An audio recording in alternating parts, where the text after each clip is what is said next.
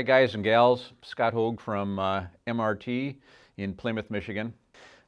Tony asked me to put together just a little conversation of some of the history, heritage of what is a Bullitt and what is a Mach 1 as we were putting together the first examples of these cars in 2001 and 2003.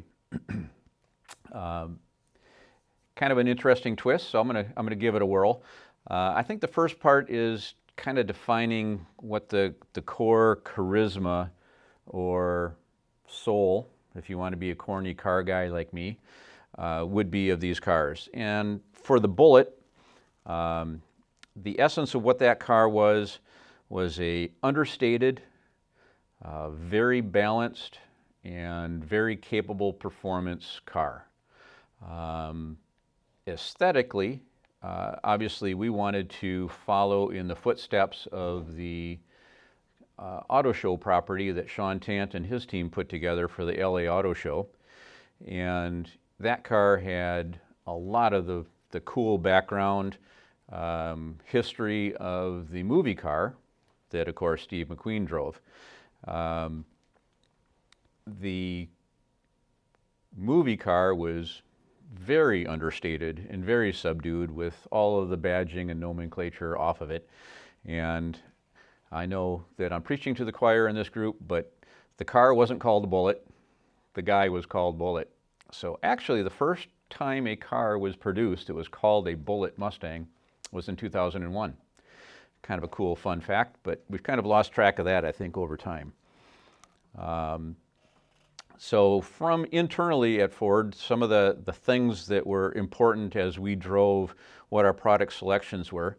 Again, we modeled it after the auto show car, but it wasn't a copy of the auto show car. The auto show car had features on it that were unique to that car, right? So for show properties, they're handmade, modified, created vehicles that don't have manufacturability, they don't have the engineering development, the safety rigor, all that kind of stuff put on them. Doesn't make them bad cars, makes them still very cool properties. But when you take that and try to put that into real life, there are some trade-offs that have to be made.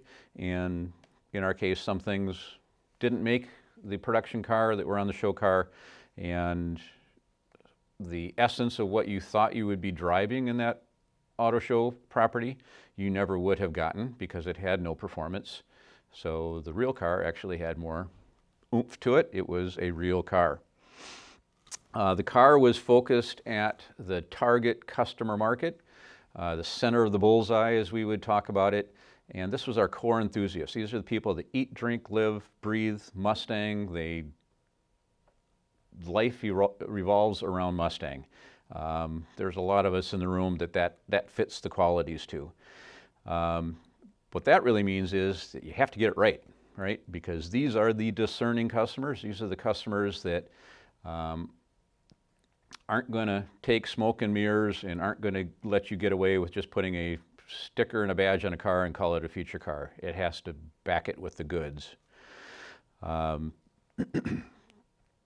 Value was a key attribute.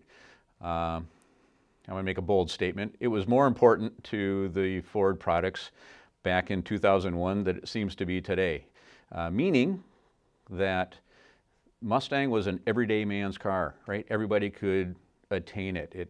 It was achievable. Even the top dog, being the Cobra, incredibly affordable. Today, not just with Ford, but with all the manufacturers, the price has gotten out of control. So if you want to get a GT500 today, trade your house in. One of the last attributes of the Bullitt vehicle that had to be in place was it had to be verifiable. So it was a unique limited edition run, and we wanted to make sure that the people who bought a Bullitt and kept it and preserved it and loved it would have a pedigree that would be able to be verified. So we put unique serial numbers on the Bullitt, and in two places, as I'm sure most of you know, and that is a way to protect vehicles from being counterfeited, etc., and protect that small group community from being infringed upon. Moving to the Mach 1, similar aspects were in play, right? So Mach 1 is a street warrior. It's got recognizable style, sound, and street performance. We had an advantage on the Mach 1 program in that we had history to reflect upon. So the 6970 Mach 1 was the core essence image of what a Mach 1 is and was. And we patterned a lot of our decision making over whether or not we were being true to that essence and that DNA of a Mach 1. Some of those things were, of course, the shaker. At that point in time, it had been quite a few years, okay, let's face it, quite a few decades that Ford had put a part on an engine and extend it through the hood and have it be a Class A surface that was visible. That much time having passed made that a very uncomfortable situation for the company and the different activities to get their head around as well as their arms around. We had some fun development challenges on that aspect, and thankfully we were able to overcome them. Similar to the Bullitt, it had to be unique and verifiable. And for the Mach 1, we did not use unique serial numbers. However, we did use the engine code R in the VIN. That's important because that is how we identify the vintage Mach 1 Ram Air cars as legitimate pedigree, is the R engine code.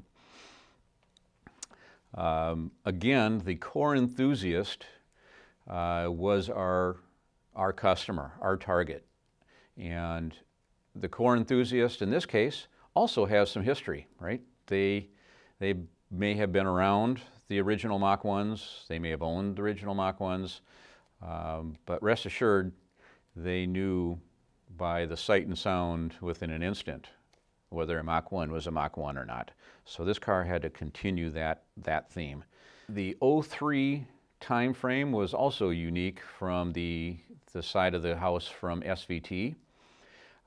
They were releasing an all-new Cobra, which we all know was supercharged from the factory. So it had the 4.6 valve, supercharged, making some serious jam. Of the SN95 Mustangs, the Cobra was top dog. It was designed to be the top dog, but the space, if you will, between the GT and the Cobra had widened significantly.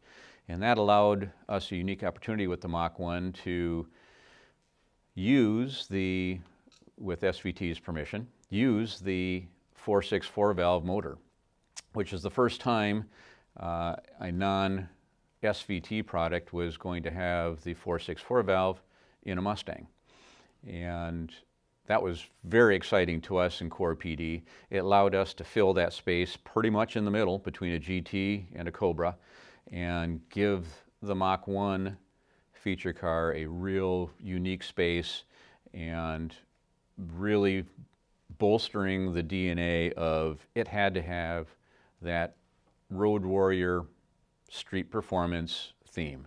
So there was going to be no question as to whether or not this car was putting down the juice. It definitely did. Like the Bullitt, the balance of performance and attributes crossed all of the attributes of the vehicle. So we had touched on interior modifications that were true to the DNA of what the themes are of these cars. We had exterior styling.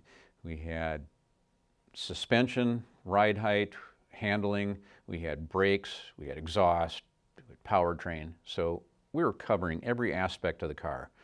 And the price lift from a GT to these cars, again, was a tremendous value for what it was that you were getting.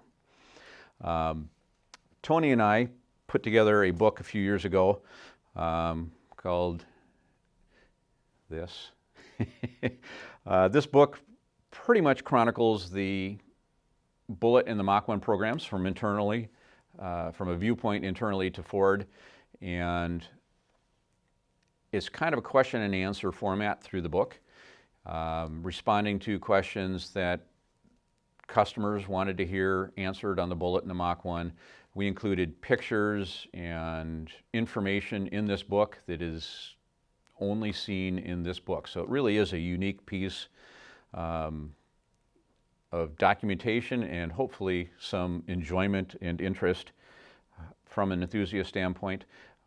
Tony is going to be selling these books here at the show. We've put together a sale, if you will, for you. Never have we had this kind of pricing and this kind of promotion before. We're offering the book in both versions, the base standard version and then the collector's edition. Tony can show you what the differences are between the two. They both are 30% off, which is a huge discount. And then to sweeten the pot, Tony and I each are going to contribute $10 to the Haldeman Barn Museum for each book. So $20 from every book sale is going to go to the Haldeman Museum.